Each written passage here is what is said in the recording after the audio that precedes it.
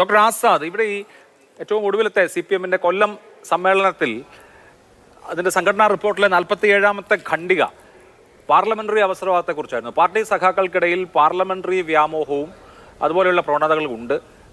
ഒരു സ്ഥാനം കിട്ടിയാൽ എല്ലാ കാലവും ആ സ്ഥാനം വേണം, അതുപോലെ ആ സ്ഥാനത്തേക്ക് വരാനുള്ള ആഗ്രഹം, ഇവ രണ്ടും പാർട്ടി അഭിസംബോധന ചെയ്യുന്നുണ്ടെന്നും അതിന്റെ ഭാഗമായിട്ടാണ് കഴിഞ്ഞ മന്ത്രിസഭ രൂപീകരിച്ചപ്പോൾ മുഖ്യമന്ത്രി ഒഴികെ ബാക്കിയെല്ലാം പുതുമുഖങ്ങളായതെന്നും 2 ടേം നിബന്ധന കർശനമാക്കി പുതിയ ആളുകൾക്ക് നിയമസഭയിലേക്ക് മത്സരിക്കാൻ അവസരം കൊടുത്തതെന്നും ഒക്കെ പാർട്ടി വിശദീകരിക്കുന്നുണ്ട്. ഈ നിലപാട് തുടരും എന്നും. പാർലമെന്ററി മോഹം കമ്മ്യൂണിസ്റ്റ് പാർട്ടിയിൽ നല്ല എല്ലാ പാർട്ടികളിലും ഉണ്ട് എന്നുള്ളതൊരു വസ്തുതയാണ്. അപ്പോൾ ഇവിടെ ഇപ്പോൾ സംഭവിക്കുന്നത്, ഇപ്പോൾ ഇദ്ദേഹം പുറത്തേക്ക് പോയേക്കാം, പത്മകുമാർ പുറത്തേക്ക് പോയേക്കാം. അത് പണ്ട് പി ജയരാജൻ ഒരു സംസ്ഥാന കമ്മിറ്റി പറഞ്ഞതുപോലെ കൂടം കൊണ്ടടിക്കുമ്പോൾ കീടം തെറിക്കുന്നതാണോ?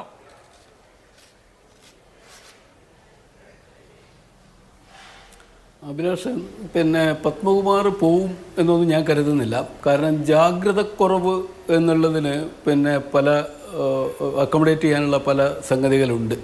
അദ്ദേഹത്തിനൊരു ജാഗ്രതക്കുറവ് പറ്റിയാൽ അദ്ദേഹത്തിൻ്റെ സമീപനത്തിനനുസരിച്ച് വേണമെങ്കിൽ അതിനകത്ത് നിർത്തിക്കൊണ്ടുപോവാം.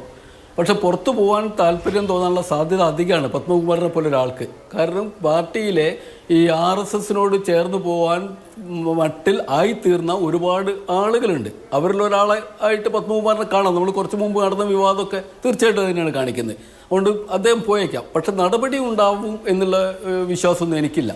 മാത്രം ഞാനിതാണ് പറഞ്ഞത്, നേരത്തെ പറഞ്ഞത് വല്ലാതെ തെറ്റിദ്ധരിച്ചു. എനിക്ക് ഒക്കെ നിരാശയുണ്ട് എന്നൊക്കെ പറയുന്ന ആശ വേറെ തരം ആശയില്ല ഉള്ള ആളുകൾക്ക് തോന്നുന്നതാണ്. അതിപ്പോൾ PS പറഞ്ഞോട് ഞാൻ അതിലേക്ക് കടക്കുന്നില്ല. ഞാൻ KN രവീന്ദ്രനാഥിൻ്റെ സമർ മുഖർജിയുടെ കണ്ടോ കമ്മീഷനൊക്കെ ചില കൃത്യം ഉദാഹരണങ്ങൾ പറഞ്ഞുകൊണ്ടാണ് ആ കാര്യങ്ങൾ പറയാൻ ശ്രമിച്ചത്. ഞാൻ CPM-ൽ ഒരു കാര്യം കൂടി ഞാൻ പറയാം. CPM-നോട് എനിക്കൊക്കെ ഉണ്ടായിരുന്ന വിയോജിപ്പ് അതിൻ്റെ ഒരു സവിശേഷമായ കാലത്തുണ്ടായതാണ്. അന്ന് അത് വലതുപക്ഷ വ്യതിയാനത്തിലേക്ക് പോകുന്നു എന്നുള്ളതായിരുന്നു അന്നത്തെ. പക്ഷേ ഇന്നതൊരു യാഥാർത്ഥ്യമാണ്. യാഥാർത്ഥ്യമായതിനു ശേഷമുള്ള ഒരു ഫാസിസ്റ്റ് അധിനിവേശ കാലത്ത് ഏതെങ്കിലും ഘട്ടത്തിൽ CPM-നോട് യോജിച്ചു പോയില്ല എന്നൊന്നും ഒരു തീർച്ചയുമില്ല. നമ്മൾ നിർബന്ധമായും അതിന് മാറി നിൽക്കുന്ന ആളല്ല, മറ്റേതെങ്കിലും പാർട്ടിയിലേക്ക് പോയ ആളുകളുമല്ല. നമ്മൾ നിൽക്കുന്നത് അതത് കാലത്തെ സന്ദർഭത്തിനനുസരിച്ച് തന്നെയാണ് നിലപാടെടുക്കുക. CPM-നോട് ശാശ്വതമായൊരു വിരുദ്ധ സ്വഭാവമല്ല. ഒരുപക്ഷെ ഇന്ത്യൻ സാഹചര്യത്തിൽ ഈ ഫാഷിസത്തിൻ്റെ മൂർത്തമായ അനുഭവം, ഫാഷിസ്റ്റ് എന്നാണ് പാർട്ടി പറയുന്നത്, എന്തായാലും മൂർത്തമായ ഒരു അനുഭവ ഘട്ടത്തിൽ വരുമ്പോൾ അതിനേക്കാൾ ഭീകരമായ ഫാഷിസ്റ്റുകളാവില്ല ഇവരെന്ന പുനഃപരിശോധനയ്ക്ക് തയ്യാറാവുന്ന സമയമാണെങ്കിൽ നമ്മളൊക്കെ ഇതിൻ്റെ കൂടെ തന്നെയാണ് നിൽക്കുക. സംശയമൊന്നും വേണ്ട. അതൊരു കാര്യം അവിടെ നിൽക്കട്ടെ. മറ്റൊരു കാര്യം, എനിക്ക് തോന്നുന്നു കൊല്ലം സമ്മേളനത്തിൽ ഒരു മെസ്സേജ് കൊടുക്കുന്നുണ്ട് ഇതിൻ്റെ ഒപ്പം നിൽക്കുന്ന ലക്ഷക്കണക്കായ ആളുകൾക്ക്. ആ മെസ്സേജ് എനിക്ക് തോന്നുന്നത് കണ്ണൂരാണെങ്കിലും ജയരാജൻ മാറുന്നതുകൊണ്ട് നിങ്ങൾ ആശങ്കപ്പെടണ്ട. 5 പേര് കണ്ണൂർ ജില്ലയിൽ നിന്ന് സെക്രട്ടേറിയറ്റിലുണ്ട്. എന്നിട്ട് നിങ്ങൾ ആശങ്കപ്പെടേണ്ട കാര്യമില്ല. EP ജയരാജൻ ഉൾപ്പെടെ PB-യിലേക്ക് വരാനുള്ള സാധ്യത അതിലുണ്ട്. KK ശൈലജയെ പോലെ ഒരാൾ മുഖ്യമന്ത്രിയാവാനുള്ള സാധ്യതയുണ്ട്. കാരണം സെൻട്രൽ കേരളത്തെ നയിക്കുന്ന പാർട്ടിയുടെ 1ാം നിര നേതാക്കന്മാരായിട്ട് പിണറായി കഴിഞ്ഞാൽ EP ജയരാജനും KK ശൈലജയും ഉണ്ട്. ഗോവിന്ദ മാഷും കഴിഞ്ഞാൽ ഇതൊരു മെസ്സേജ് തന്നെയാണ്. ഇപ്പോൾ നാളെ EP Jayarajan polit bureau member ആവില്ല എന്നൊന്നും ആരും കരുതണ്ട. ഇത്രയും വലിയ പ്രശ്നങ്ങൾ EP ജയരാജൻ ഉണ്ടായിട്ടും എത്ര നന്നായി പുറത്തു കൊടുത്തു പാർട്ടി. അത് വേറൊരാളാണെങ്കിൽ ഇപ്പോൾ പത്മകുമാറിനെ പറ്റി താങ്കൾ പറഞ്ഞല്ലോ, അതേപോലെ ഒരു നടപടിയിലേക്ക് EP ജയരാജൻ്റെ കാര്യത്തിൽ പോവില്ല.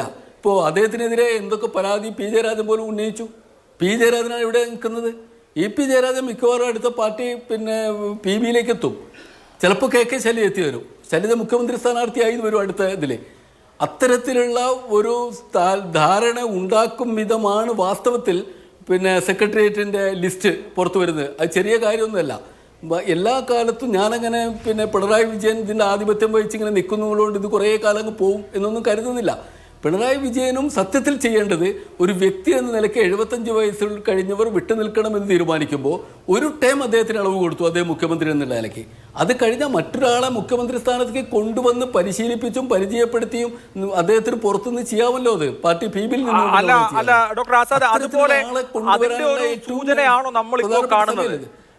ഇപ്പോൾ പിണറായി വിജയൻ ഇപ്പോൾ ഇളവുണ്ട്, അദ്ദേഹത്തിന് 80 വയസ്സുണ്ട്. പക്ഷേ പാർട്ടി കോൺഗ്രസ് ആണ് ഇനിയും ഇളവ് നൽകണോ എന്ന് തീരുമാനിക്കുന്നത്. അദ്ദേഹം മുഖ്യമന്ത്രിയാണ് എന്നുള്ളത് കൊണ്ട് ആ ഇളവ് തുടരുമായിരിക്കും.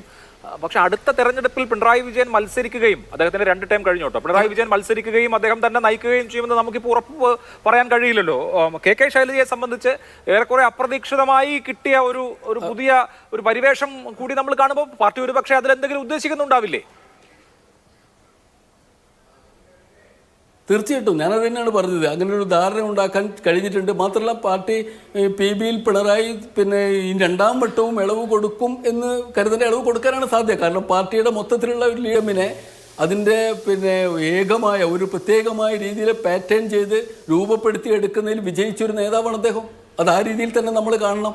അതുകൊണ്ട് അദ്ദേഹത്തിൽ നിന്ന് പിന്നെ അദ്ദേഹത്തിൻ്റെ ആ ഓറയ്ക്കകത്ത് നിന്ന് പുറത്തേക്ക് പോകാൻ അദ്ദേഹം ജീവിച്ചിരിക്കുന്ന കാലത്ത് അതിനകത്ത് ആർക്കും കഴിയില്ല എന്നുള്ളൊരു സംഗതിയുണ്ട്. അതുകൊണ്ട് P. ജയരാജൻ്റെ അമർഷമോ പിന്നെ പത്മകുമാറിൻ്റെ അമർഷമോ ഒന്നും പാർട്ടിയിലെ വലിയ വിഷയമായിട്ട് ഞാൻ എടുക്കുന്നില്ല, അങ്ങനെ വരാൻ പോകുന്നില്ല. പക്ഷെ കമ്മ്യൂണിസ്റ്റ് പാർട്ടി എന്ന നിലയ്ക്ക് എവിടെയാണ് ഇതിനെ കൊണ്ടുപോയി വെച്ചത്? ഇതാണ് ഇതിനെ പരിശോധിക്കേണ്ട വിഷയമുള്ളത്. അദ്ദേഹത്തിൻ്റെ വികസന സങ്കല്പം, നവകേരള വികസന സങ്കല്പമാണെങ്കിലും അത് മൂലധന നിക്ഷേപവുമായും വായ്പാ സമ്പദ്ഘടനയുമായും കണ്ണി ചേർത്തുകൊണ്ടല്ലാതെ ഈ വികസനത്തെ പറ്റി നമ്മൾ പറയാൻ കഴിയില്ല. ഇത്തരമൊരു വികസന സങ്കല്പം മുന്നോട്ട് വെക്കുമ്പോൾ അതിന് ജനങ്ങൾ, അതിന് തൊഴിലാളി വർഗം, ഇവരൊക്കെ ഏത് നിലയ്ക്കാണ് പരിഗണിക്കുന്നത്, അവരുടെ ജീവിതത്തെ എങ്ങനെയാണ് ബാധിക്കുന്നത് എന്ന് പരിശോധിക്കണമെന്ന് എല്ലാ കാലത്തും പാർട്ടി പറഞ്ഞിട്ടുണ്ട്. പക്ഷെ ആ തരത്തിലുള്ള ഒരു ചർച്ച നമ്മുടെ മാധ്യമങ്ങളോ നടത്തുന്നില്ല. ഒരുപക്ഷെ പൊതുസമൂഹത്തിനകത്ത് അതല്ലല്ലോ വളർന്നു വരുന്നത്. ഇപ്പോഴും വ്യക്തിനിഷ്ഠമായ പിണറായി വിജയൻ പിന്നെ ഉണ്ടാക്കിയെടുത്ത ഒരു ഓറയുടെ അകത്തും ചുറ്റും നിന്നിട്ടാണ് മാധ്യമങ്ങളും പാർട്ടിയും പാർട്ടിയുടെ ഭക്തരും പാർട്ടിക്ക് ഒപ്പം കൂടിയിട്ടുള്ള ഈ പിണറായി ഓറ കണ്ട് വന്നു കൂടിയിട്ടുള്ള പലവിധ കടന്നലുകളും ഒക്കെ ഇതാണ് സംസാരിക്കുന്നത്. ഇതിൻ്റെ സത്തയിലേക്ക് കടക്കാൻ വേണ്ട ആരോഗ്യം അവർക്കില്ല. എന്താണ് കമ്മ്യൂണിസ്റ്റ് പാർട്ടി, എന്താണ് അതിൻ്റെ ലോകത്തെമ്പാടുമുള്ള, അപ്പോൾ പിന്നെ ലാറ്റിൻ അമേരിക്കയിലൊക്കെ ഈ കമ്മ്യൂണിസ്റ്റ് പാർട്ടി വരുമ്പോൾ ചൈനയിലിരിക്കുന്ന പോലെയല്ല. ഈ പുതിയ അജണ്ട, ഇവർ പറയുന്ന പോലെ പുതിയ സാമ്പത്തിക അജണ്ടയും ഒക്കെ പരീക്ഷിച്ചുകൊണ്ടാണ് വരുന്നത്. അങ്ങനെ വരുമ്പോഴും അടിത്തട്ട് സമൂഹത്തിൻ്റെ ധാരണയിൽ ഊന്നിക്കൊണ്ടാണ് ലാറ്റിൻ അമേരിക്കയിൽ വരുന്നത്. അത് വെനിസുലയിലാണെങ്കിലും ഒക്കെ നമ്മൾ കാണുകയാണ്. അതൊന്ന് പഠിക്കേണ്ട വിഷയമാണത്. ഹോണേക്കർ അതിൻ്റെ ഒരു ചരിത്രം എഴുതുന്നുണ്ട്. ഇതെങ്ങനെയാണ് അവിടെ ഈ രാഷ്ട്രീയം എങ്ങനെയാണ് രൂപപ്പെടുത്തി എടുക്കുക എന്നുള്ളത്. ശരി.